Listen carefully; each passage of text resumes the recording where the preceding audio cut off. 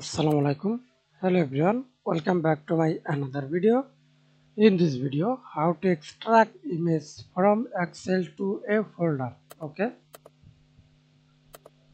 simply you go to file, save as, choose your locations,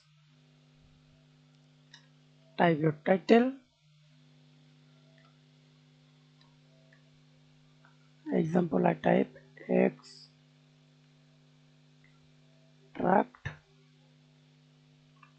photo Excel workbook.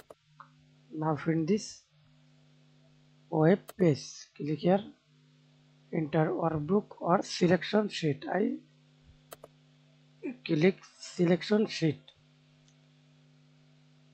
Example, I apply on sheet.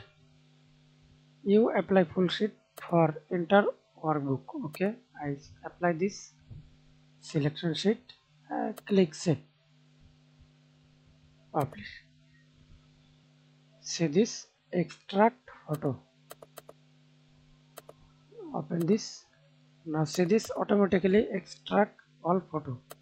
Thanks for watching video. Please subscribe to my channel, like, comment, share.